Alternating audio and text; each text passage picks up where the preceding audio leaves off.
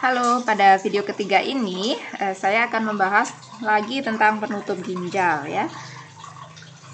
Sebelumnya ini ada pertanyaan, ini adalah gambaran radiologi. Kalau kita lihat ini ada ginjal ya, ginjal, ini juga ginjal. Ini yang tebal ini adalah aorta, sehingga ini adalah gambaran vaskularisasi sebenarnya ya.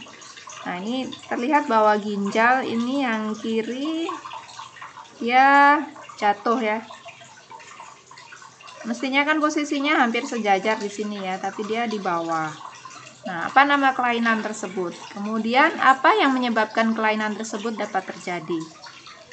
Selanjutnya, pertanyaan ketiga adalah apakah seseorang yang mengalami kelainan tersebut akan terganggu kesehatannya? Coba dijawab dulu, bisa enggak? Oke, kita lanjut ya ke materi kemarin. Ini adalah penutup ginjal kemarin ya, bahwa ada fibrous capsule atau true capsule atau capsula renalis atau capsula fibrosa ya, itu adalah kapsula atau penutup ginjal yang langsung menutup jaringan ginjal. Kemudian ada corpus adiposum perirenalis atau jaringan lemak perirenal yang berada di luar ginjal. Ini adalah jaringan lemak perirenal. Selanjutnya ada renal fascia atau fascia renalis atau fascia gerota. Nih, di belakang ada, di anterior pun juga ada. Kemudian yang keempat adalah paranephric fat atau lemak, jaringan lemak di luar fascia gerota. Ini adalah pararenal fat. Nah, fascia gerota atau fascia renalis itu dia punya dua layer. Kalau ini di gambar ini kita lihat ada dua layer. Ini adalah layer anterior atau disebut juga dengan fascia of Toth. Kemudian yang belakang ini atau posteriornya adalah fascia of Zuckerken. Ya, jadi ada dua layer. Nah, kalau kita lihat layer yang ke lateral ini dia ada menyatu, tapi layer yang ke medial dia terpisah ya antara anterior dan posteriornya. Sedangkan yang ke lateral dia menyatu, layer anterior posteriornya menyatu menjadi satu. Nih ya, kalau ke lateral kedua lapisan anterior dan posterior menyatu dan berlanjut dengan fascia transversalis, dengan fascia transversalis ya. Jadi ikut melapisi menjadi fascia transversalis, melapisi dinding abdomen ya. Kemudian ke medial, lapisan anterior ini menyatu dengan lapisan anterior sisi lain. Artinya sisi dari, kalau ini ginjal kiri maka sisi kanannya. Jadi fascia gerota yang sebelah kanan. Jadi fascia gerota ini ikut membungkus aorta maupun vena cava inferior ya, ikut membungkus di depannya. Ya, bukan membungkus ya, tapi menutup bagian anterior dan menutup bagian posterior sini yang posterior ya. Kemudian ya, lapisan posterior menyelimuti ginjal dan pembuluh darah menyatu dengan fascia psoas mayor. Nah, yang ke atas kedua lapisan menyatu dan memisah kembali untuk menutup glandula suprarenalis. Oh ya, kemarin sepertinya saya salah nyebut glandula supraadrenal. Saya salah sebut ya, harusnya suprarenal atau kelenjar adrenal begitu maksud saya. Pada ujung atas glandula lapisan berlanjut dengan fascia subdiafragmatica. Ya. Jadi karena di atas itu ada glandula suprarenal, fascia gerota itu akan menyatu dulu, kemudian memisah lagi untuk membungkus glandula suprarenal, terus baru ke atas lagi untuk bergabung dengan fascia subdiafragmatica. Makanya seperti yang kemarin saya sebutkan bahwa antara glandula suprarenal dengan ginjal itu dia tidak berhubungan secara langsung. Nah, kemudian bagian bawah kedua lapisan ini tidak menyatu. Jadi tetap ada fascia anterior dan posterior. Kemudian ke bawah berlanjut menutupi ureter. Dia jadi yang ke bawah itu dia menempel tapi tidak melekat ya. Jadi tidak merekat antara anterior dan posterior, jadi masih bisa terbuka.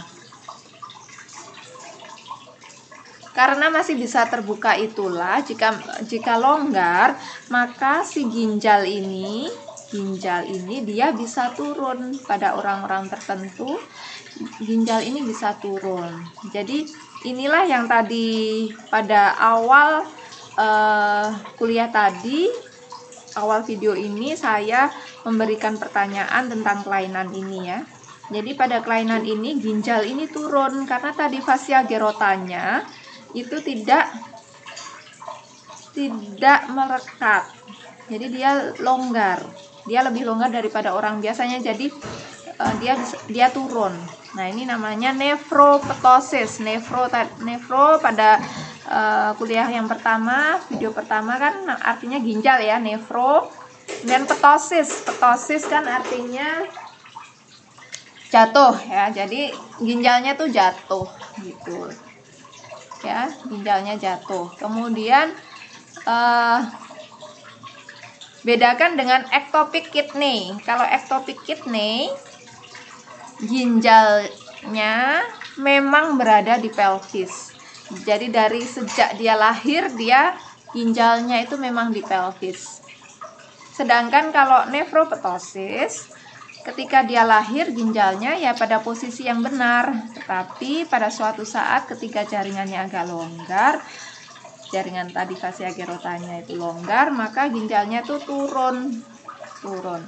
Nah, apa bedanya dengan ectopic kidney? Kalau secara anatomis, kalau nefroptosis karena tadinya dia di posisi normal, maka akan terjadi ketika dia turun akan terjadi traksi pada arteri renalis yang ini ya. Jadi terjadi traksi pada arteri renalis. Sedangkan kalau pada ectopic kidney tidak akan terjadi traksi karena memang dia posisi ginjal di bawah sehingga arteri renalisnya juga akan dicabangkan di bawah. Selain itu ureternya, kalau pada nefroptosis ureternya akan tetap panjang. Ketika dia turun, ginjal ini turun, maka ureternya akan kingking atau melipat-lipat, berkelok-kelok atau berspiral di situ ya, di bawah situ, di bawah sini. Sehingga mungkin saja dia akan merasakan sedikit nyeri. Nah, tadi pertanyaan yang ketiga, apakah akan menimbulkan gangguan? Bisa saja menimbulkan nyeri intermiten ketika dia berbaring, ginjalnya agak naik, maka ureternya mungkin akan tidak kingking lagi atau agak lurus gitu. Tapi ketika dia berdiri, ginjalnya turun, si ureter ini akan berkelok. Nah, sedangkan pada ectopic kidney, ureternya karena memang secara embriologi ginjal itu terbentuknya atau dia tidak bisa ke posisi, memang tidak bisa ke posisi yang normal, dia berada di pelvis, maka ureternya juga pendek, jadi tidak akan terjadi kingking tadi. Itu ya antara nefroptosis dengan ectopic kidney. Oke. Nah, sekarang akan kita lanjutkan pada struktur makroskopis ginjal. Jadi ini kalau ginjal sudah kita belah ya, sudah kita potong dengan potongan seperti ini. Kita akan lihat ini di sini pada bagian luar ini adalah korteks ginjal. Korteks. Nah, yang pink muda ini adalah korteks. Nah, bagian korteks yang masuk seperti ini namanya kolumna ya. Kolumna renalisnya, renal kolum. Ini bagian korteks ya, masih sama warnanya dengan yang di sini. Bagian korteks tapi dia menjorok ke dalam sini. Namanya kolumna. Kolumna renalis. Kemudian yang segitiga ini namanya renal pyramids. Renal pyramids ya, pyramids renalis. Jadi dia bentuknya kalau dipotong seperti ini jadi tampak segitiga. Ini piramid-piramid. Kemudian di sini ada calyx ya, namanya calyx minor. Calyx minor, kemudian ada calyx mayor. Calyx mayor, kemudian ada pelvis renalis. Pada ujung dari piramid ini yang menuju ke calyx minor, ini ada lubang kecil-kecil, namanya papilla renalis ya. Ya, ini ada renal papil. Jadi papil